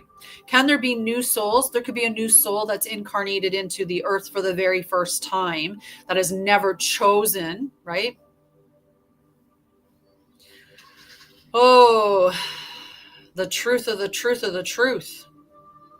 Right? There is an absolute truth. There absolutely is, right? Like when we look at the law, right? No, a new soul doesn't mean a new soul. It means a new soul here that's incarnated for the first time. From the time when God expanded beyond as an individual, like I love to explain it the same as you've always been an individual, right? You've been a part of the whole, but you've always been an individual. So like a sunflower, right?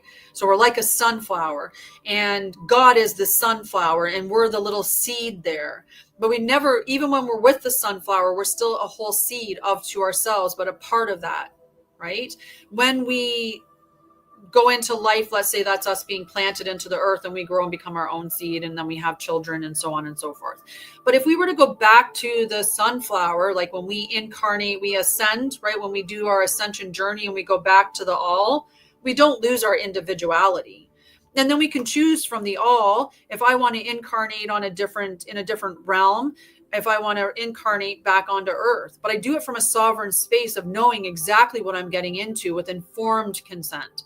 I am choosing from a space of, I want to go to earth, and this is what I want to do when I go there. And these are the people I want to play significant parts in my soul journey. It's a journey. It's not a punishment. It's not you come down here to suffer. It's not you come down here to struggle. Those are not the truths of who you are. Just like the polarity isn't the truth, right? We got all this whole duality stuff. And yes, duality is absolutely true in the world that we're in.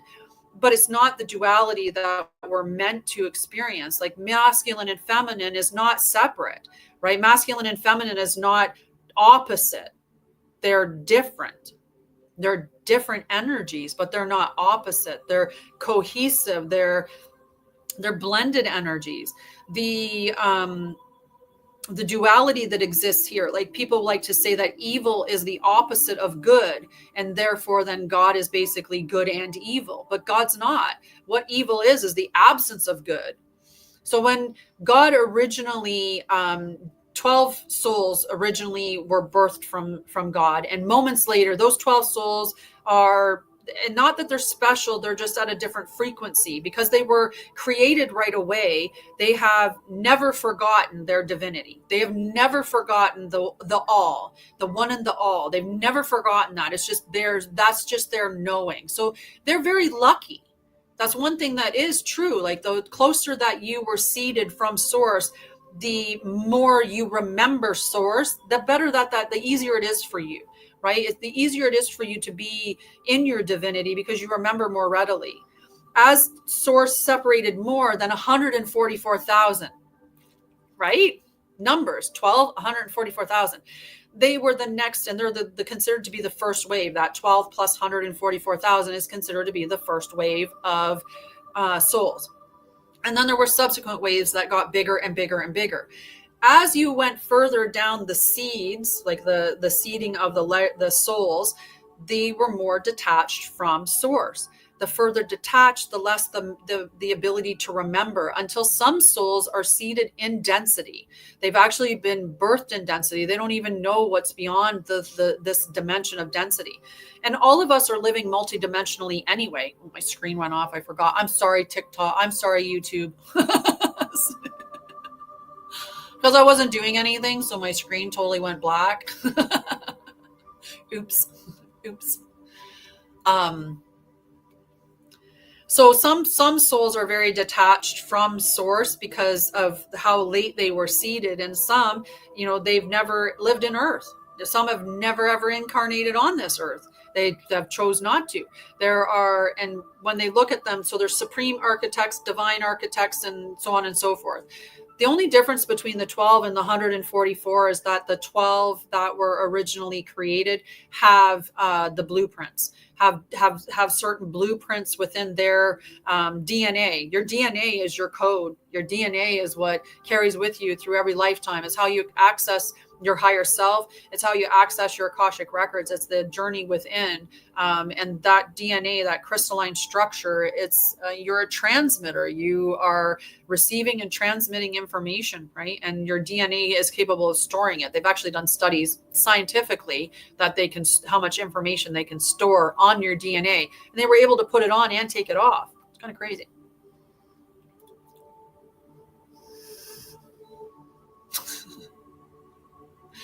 So can I still be radiant in silence? Yes. Radiance is not about visibility, right? Your ability to aligning with your truth and shining in your divine light. Like the more that you align, the more that you get rid of the toxins or the trauma or anything that's dense and that's separating you from your truth, the brighter that you're going to radiate that light from within you. And that has nothing to do with anything about performance or about showing up or any of that stuff, right? This is about your internal work. A soft gaze can still be presence, a quiet knowing. All of these things are ways that you share your radiance. It's just being in alignment with your truth. Okay. So how do I deal with the fear of judgment when I embody my light? Right? How do you can check in with me. I can help you with that. Logie. So judgment is a mirror, right? And everything in there is a mirror, and it's either a mirror reflecting to you what you've overcome and what you no longer are accepting in your life. So someone comes to you and they diss your boundaries, whatever. Somebody comes in and disrespects you being firm and no, we don't do that here. And, and just removing that's what that mirror is saying, I move beyond that. If it comes into your life and you don't, then that's giving you the opportunity to go, I need to work on these things. I need to move beyond these things, right? I need to heal these things. I actually have a soul letter that I do, Lobki. I channel a letter from your Oversoul and your guide team. And it's a beautiful letter and it can give you a lot of clarity. It's from your higher self and your guides, but I channel it and write it out. And then I have a voice note one where I'll record like 7-minute voice note for you. And I'll go into more depth with that. In that one there, I'll even ask, like what information, a bunch of things. You can ask questions for that one. You can give me some questions that you want answered and I'll ask your team and get whatever information that you're available to have at this time. Because information is frequency, right? Like the Akashic Records has, people are like, oh, I can join an Akashic class and I can be accessing the Akashic records in no time. And I'm going to go in and I'm going to access other people's records and stuff like that. And oftentimes they're not taught to access the Akashic records through the true space, which is through yourself.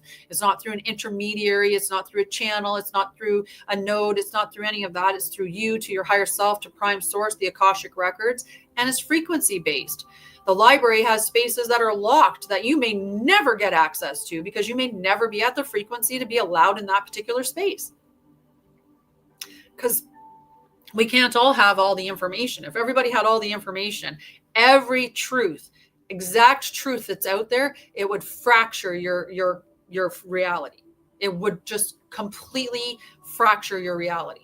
That's why we don't awaken like that with just one boom, the veil's pulled back. And that's why for the ones that are a part of the helping others awaken by embodying our truth, that's why we can't just go and tell everybody everything. Like I have stuff in my head I can't say to you guys, not yet. And that's because I know that that's not information that everybody can have at this time until your frequency is at that level. Right. So, and that's the way that information is. That's the way that everything is, right? Dimensions are based on frequency, right? So if you want to navigate to a higher dimension, you have to work on your frequency. You have to work on what's keeping you out of alignment with your truth, from embodying that truth. What are you doing that's taking you out of alignment? What are you eating? What are you having around you energetically? What are you occupying with your belief system? What are you, eating and drinking and stuff like that, that is actually disrupting your vibration and your natural frequency? Because that's all they are, is frequency disruptions, right? And not your frequency. So it disrupts you from your authentic space. So mirrors, when others react to your light, it often reflects their own discomfort with their own truth, or with their fact that they are as dim as they are. And I know, and that sounds it could sound very insulting, but I was a dim person. I was very, very dim. I was very much embracing or living in a victim mindset. I was very much traumatized throughout my early years, which led to very toxic, unhealthy relationships and lots of disruptions in my life because I didn't get taught to manage emotions. I got taught a whole bunch of other things, that the world was a scary place and you couldn't trust your family. So, there's different things that we get taught through our lives. And when we're working through those things, that's how we remove the density within our body, is by transmuting those energies that we've stored. So me storing grief or me storing fear, when you transmute that to love and you release it from your body, that allows you to radiate more of your light. That allows you to resonate at more of your innate frequency. And your frequency is slightly different, like, because you have a note, right? It's like a perfect note that's just your frequency, and mine's my frequency. And then our frequencies will magnetize one another together as well. So stay rooted. Your light is not a weapon. It is an invitation, right? And we're meant to do that. We're meant to, with our light, push against other people's discomfort to wake them up, to allow them to recognize that they are not in alignment. So they need to step into their light. So what if I was taught that humility means being unseen? Well, then it's time for you to redefine humility, because it is not about shrinking. It's about standing in your essence without needing applause, with being seen and staying, where being seen and being humble are separate. Or sorry, not separate. They're not opposites. Being humble, being seen and staying humble are not opposites. They're partners in the visibility. So how do I know if I'm hiding or being humble? Humility honors the truth. Hiding avoids being seen. When you dim your light to avoid discomfort, that is not humility, that is fear. So that's your big thing to know. So we're going to do our Oversoul invocation, and then I'm going to send you with some little journal prompts. There we go. Or you can go to my website and get the full journal that's available, the full companion journal that's available for this particular live. But our Oversoul invocation is, I am a temple of light. So you're just going to sit or stand tall, and you're just going to repeat after me, because this is your command. This is your invocation. I like to place a hand on my heart and one on my solar plexus, so just above my navel and then in the center of my chest. And we're just going to say, repeat after me, sorry. Beloved source, through my breath, through my bones, I call forth the sacred remembrance. I no longer hide. I no longer shrink. I stand as a living temple, transmitting the flame of divine radiance. I am living light made flesh. Your mantra that goes along with your journal is, I carry the flame of truth within me.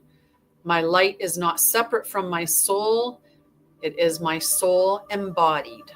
And then there's an embodiment practice, and there's a bunch of different journal prompts and some bonus tools to use to integrate what we learned today. One of the prompts is, where am I still dimming my light out of fear of being too much? Big question for you there. And another one be, how does my body feel when I allow myself to shine? So like I said, if you want the full guide, go to the free group, completely free. I don't send you messages, like I don't message you from that group or send you emails from that group. You will get emails if you have your notifications set to be notified when you get group posts, but that's a part of your settings. But it's an absolutely free group for you to join, and there's lots of value that gets provided in that group. So definitely go and check it out. There. Did you guys have any other questions? Or did you have anything else you wanted to talk about? Because I'll talk about whatever you want. Maybe.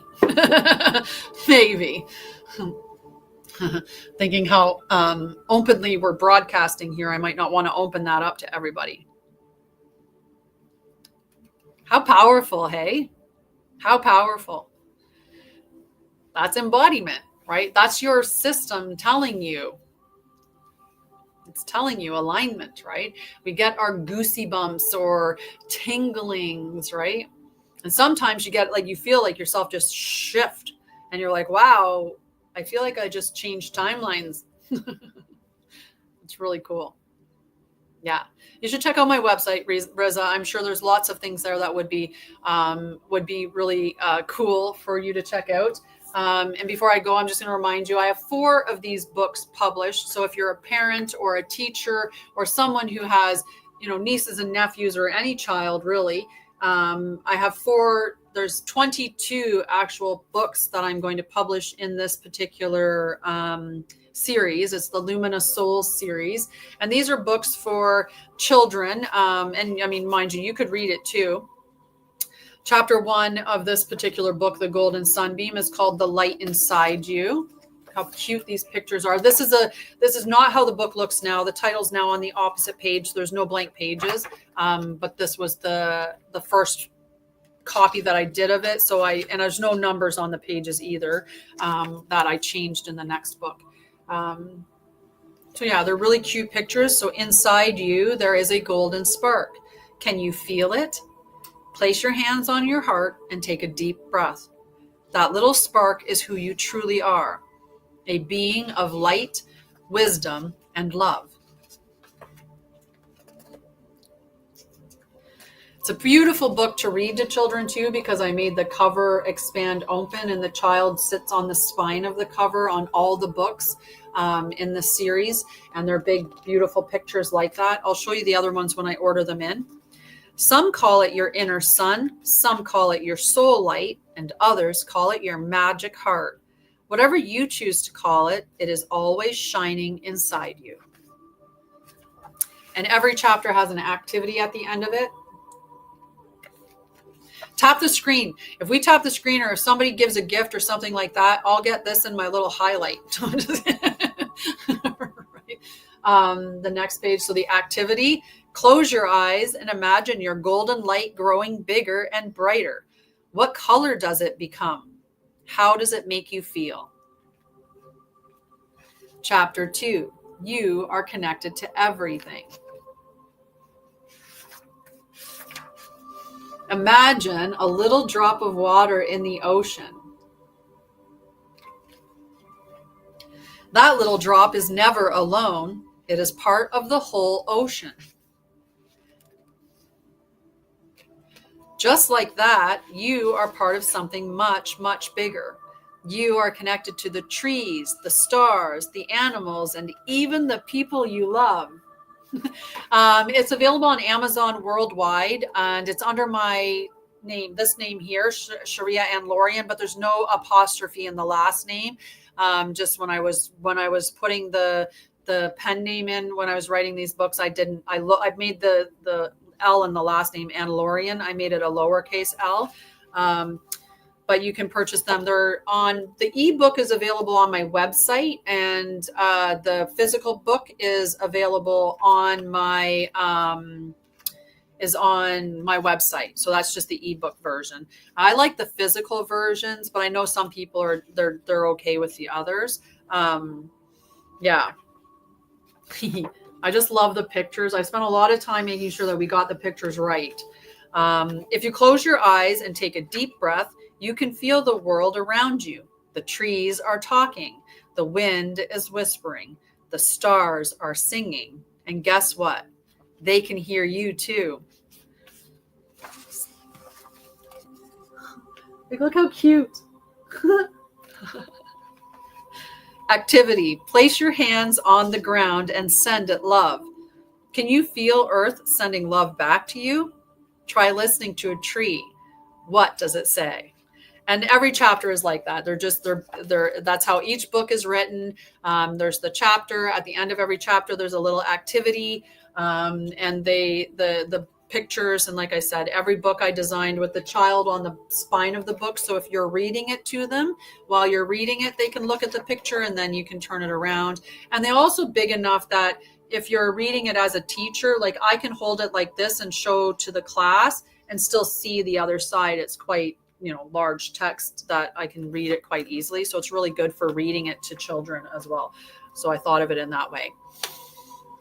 That's all. That's it. I do have new books coming out though. I have a series of books for little girls called not for little girls, for children. It's based on 4 friends, Tiana, Parisa, Soraya, and Mariah. And Tiana and Parisa's books are published, and Soraya's is coming out on the 21st of this month, the 21st of this month, along with another book that I've written for adults. But we'll talk about more of that stuff later. With the children's book, it's called the Unlikely Heroines Chronicles, and it follows these 4 friends on their journeys into, the first book is Tiana, the Goblin Slayer, sort of, because no goblins were hurt in the making of the story. The second book with Parisa is Parisa Befriends the Pixies. And the book that's coming out with Soraya is Soraya Teaches a Wolf to Meditate.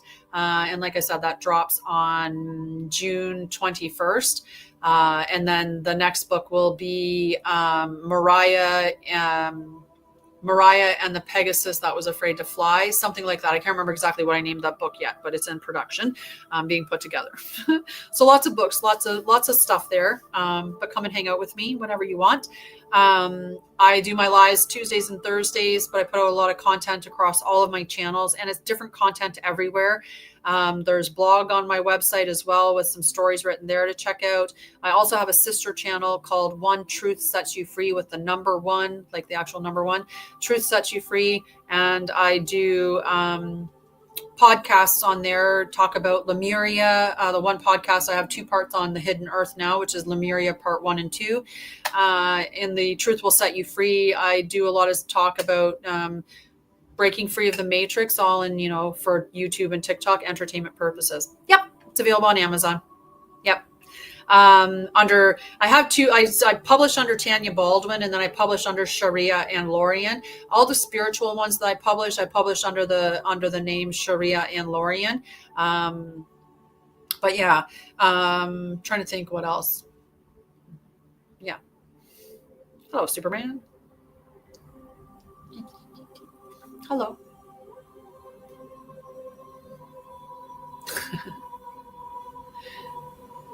Yeah.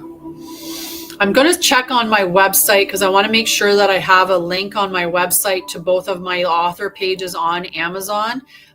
So that's a good thing that you're asking about that, because then I can make sure that I'm doing that.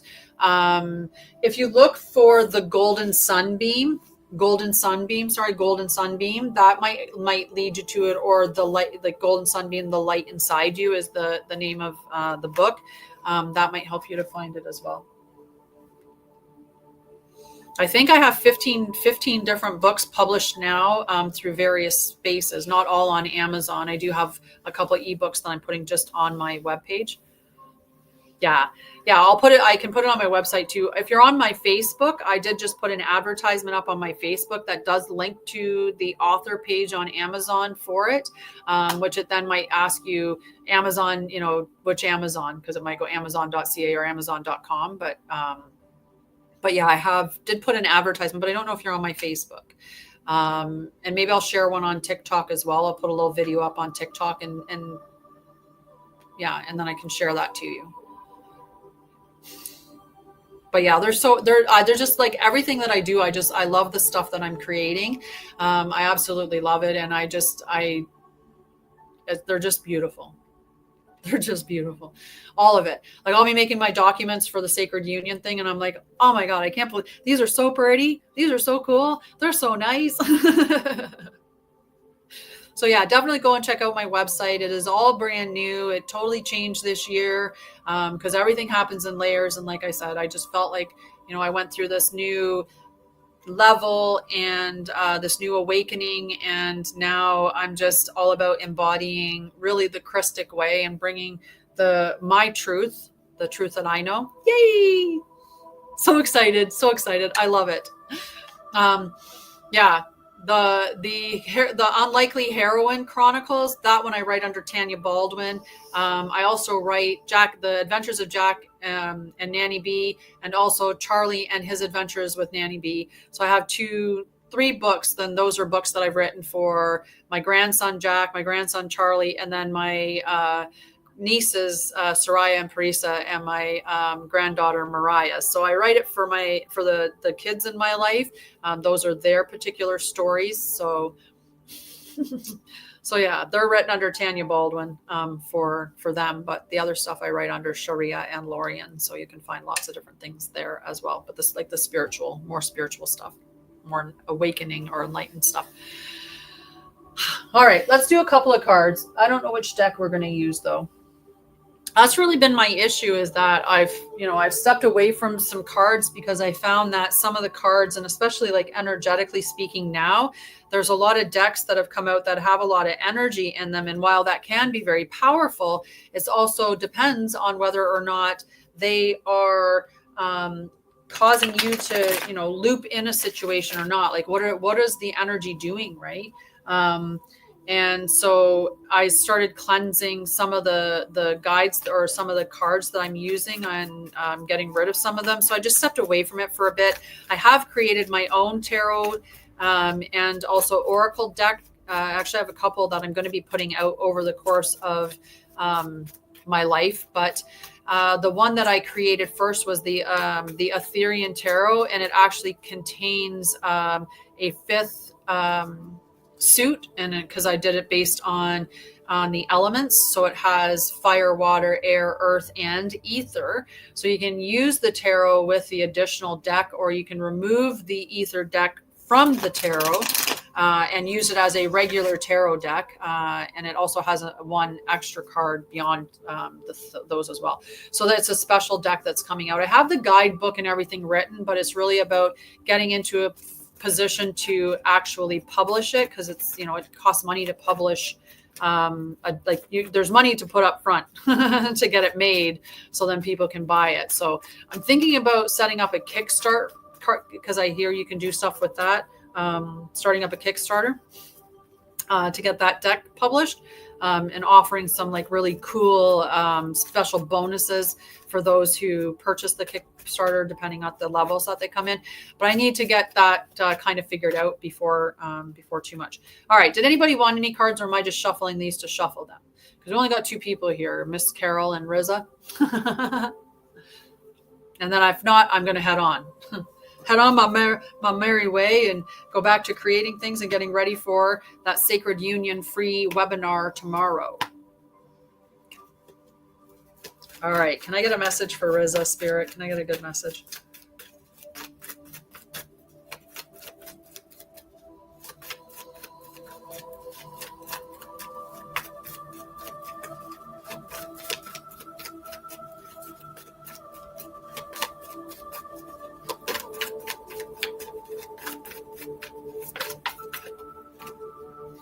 Okay. 5 of Cups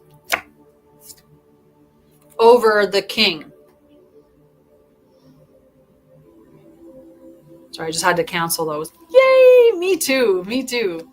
All right. So we got the 5 of Cups over the 7 of Pentacles. Cups are emotions. Pentacles are physical. There can be financial, but it can also be confidence and things like that. So there's something in that you need to release. There's something that you need to let go of.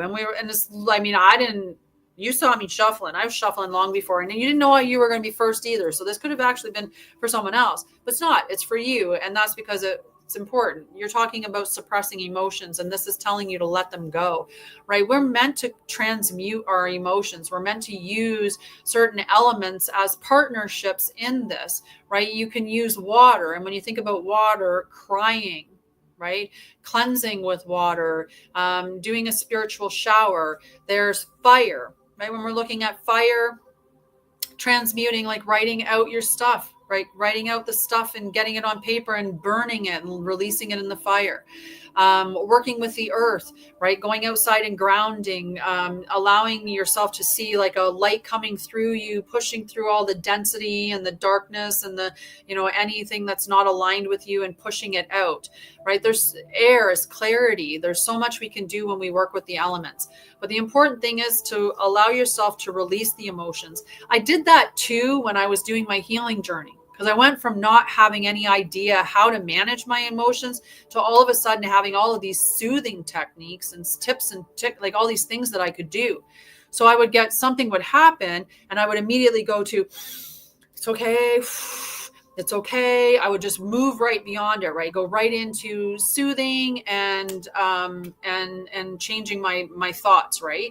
And what I was doing was bypassing it. I wasn't actually experiencing or moving through what I was experiencing, where I was acknowledging what I was experiencing. I was pulling it to light, maybe asking some questions or transmuting it, right? So this is asking you to do this. And sometimes this card can mean, because the King of Pentacles, like that's the height of money, right? Like that's having legacy level wealth. It's confidence. It's, it's that strength and that assuredness. And it could be that these emotions that you're holding on to are literally blocking your wealth, right? But it could also be, when we're looking at pentacles, they can also mean your confidence, right? They can also mean your self-worth. So it could mean that, your emotions, and that you're blocked in yourself. Your self-worth is low, right? And self-worth and finances are tied together, right? If I'm not confident in the skills and talents and techniques that I have, then I'm not going to put myself out there. I'm not going to take risks, right? I'm going to shrink up. Right. So, and sometimes that, like I said, that's tied together. So these emotions, they're just blocking you. It's just stagnant energy that's keeping you resonating or vibrating at a frequency that's out of alignment with who you are. Right. So look at those things and be clear with yourself, be really understanding. And this is like about letting go to the point of like doing a ceremony. The full moon is on the 11th, would be a great night to do a ceremony to release the things that no longer serve you. Burn it in a bowl, like write everything down that's no longer serving you and burn it and burn it in a bowl on that night and release it on the full moon. And if you can't do something with fire, you can bury it. You can put it in water and then like there's things that you can do, but burning it. Okay, Lobke said yes. You still there? Whoops. Are you still there?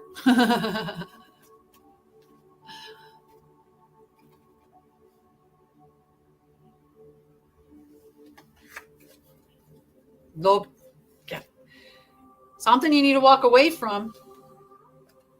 There's new stuff coming in. The Nine of Swords, or the Page of Swords, sorry, the Page of Swords is the card that represents, like, to me, Gemini energy. Like, there's could be new education, new connections, some new ideas, right? The Swords is mental, so it's newness in the mental space, so new information. And maybe that's what it is. You receive some new information, and that new information is the information that you receive that gives you the ability to walk away from something that isn't serving you. If we stop looking at the things that we let go of or that don't align with us as a loss and look at it as a win, it is always a win when something gets removed from your life that's out of alignment, or that's using you or abusing you, or, you know, that just isn't good for you. Anything that's in your life that's out of alignment with you is pulling you out of alignment as well. And you can do the work to keep yourself in alignment while still engaging with other things that are out of alignment, but it's just putting more work on your plate, right? When we start to identify the things in our life that really aren't in alignment with us, then we can walk away from that, and into our alignment. So there could be some new education or information that you're going to receive. And it could be also that you need to walk away from something and towards that new education or that newness, those new connections or information that's coming up. So something new coming in intellectually. All righty. Carol, my love, did you want a card?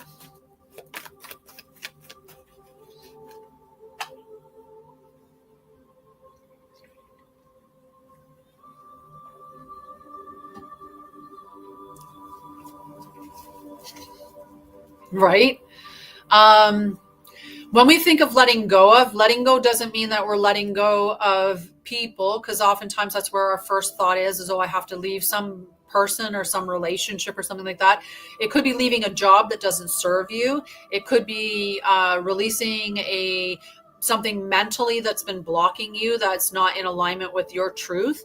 Maybe there's something that's holding you back from going and starting something new. Maybe there's some, outdated beliefs. That'd be a really great way to read those cards, actually, having those outdated beliefs, because it's very mental, right? That you need to release those beliefs, because there's more information that's aligned more with you, that's available, or that you're going to find out. But it does have the appearance of the possibility of there's like new education, there's new education. Mm-hmm. Hi, Zandrian. How are you, love?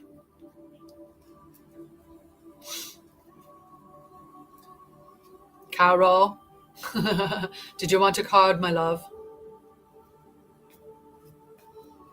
No? No, just teasing. You're welcome. Come and hang out with me Tuesdays and Thursdays right here. I don't know. I'll be telling, if I change my times, I'll be telling you in advance. But next week I'll be in my house for the next 3 months. I'm subletting a house, so while I'm in that space, I'm thinking about changing the times that my lives are, depending. Like, I just want to make sure that it's a time that's really going to be the best for everybody. So yeah, and when I'm in my own place, I'll have the freedom and the ability to, play with my time a little bit more about when I'm doing things. While I've been here with my mom, I've been kind of doing it at this time. So then in the evenings and stuff, like, I don't really do a lot in the evenings, because I don't want to have to work around my mom, or have my mom try to have to be quiet around me because I'm doing a show. She's not here right now. And like I said, and then I move on Saturday. So Belgium, lovely. I'm in Canada, originally Ontario, and that's where I am now, although I've lived in multiple provinces. And my goal is Arizona, is actually Sedona. I have a place that I want to move to in Arizona. Not that nice. Nice. I lived in Costa Rica for 6 months, if you can call it living for 6 months. And I really liked the idea of spending every winter in Costa Rica, and then maybe the summers in Canada. But now I'm okay with leaving Canada and just coming and visiting. Yeah. Canada's not the same as it used to be. That's for sure. That's for sure. but there's no places right now. And that's what we want, right? It's, you know, when we see these things, like when you see things and you're like, oh my God, I can't believe that happened. I'm usually looking at that going, yes, because the truth needs to come to light. We need all of those truths to come to light. We need them to be revealed. And sometimes they're really uncomfortable. And, you know, and sometimes it creates what seems like chaos, but that's, you know, we need those structures to be taken down, right?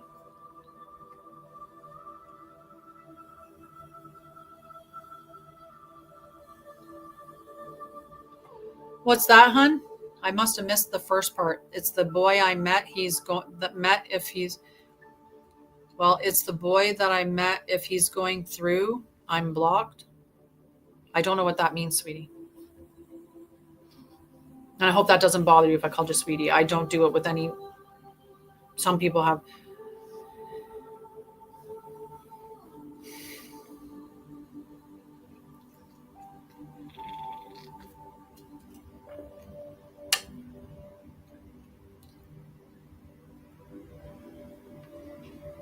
Is it somebody that you're like in that you're in?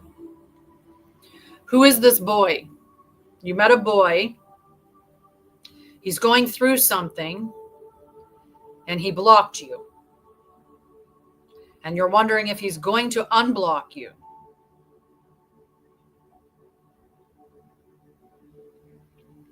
I don't play games like that. That to me would be, okay, you blocked me. You have nothing. You want nothing. I'm gone. Bye. You don't get to just block me and unblock me at will. That's not how I roll. I don't play games. I also don't date boys. I date men.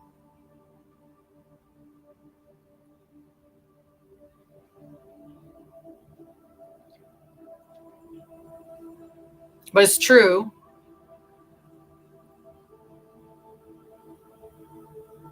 Right. The only thing that you can do is reflect on your part of things and be okay with your actions, and his actions are on him, and then look at his actions and determine, like, does this align with me?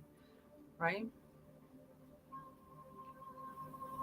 I actually cut a friend out of my life the other day, and it's not from a place of, you know, being mean or anything or whatever. It's just somebody that I knew when I was in, you know, public school. And I think the last time I probably saw them in person, I was in my teens, like 15, 16. And, you know, we reconnected at one point because we ended up running into each other in an online space. Tony Robbins, actually. We connected through that space and have been talking on the phone. And then it's just, but I don't have to hang on to friends just because I knew them long time ago, if they're not in alignment with me now. And there's more to it than that. I'm just giving a small bit of the story, right? What you accept persists in your life. What you accept, you are keeping, you're asking for more of, right? If you don't like how he treated you, then don't have him in your life. Alrighty, so I didn't hear anything from Carol about wanting a card. I think we're good for that then. Definitely go to the website and check out the free companion journal and guide that goes along with today's episode, or check it out on the YouTube channel where you can watch the replay. The replay is there. Yeah, and then check out my website for anything else that that you see or like, or if you want to go deeper in your ascension or healing journey, check in on that. I love you guys. Have a beautiful day. We'll see you back here on Tuesday for sure. We'll see about if I do a surprise live before then, but love you guys. Beautiful day. Bye. Oh, there it is.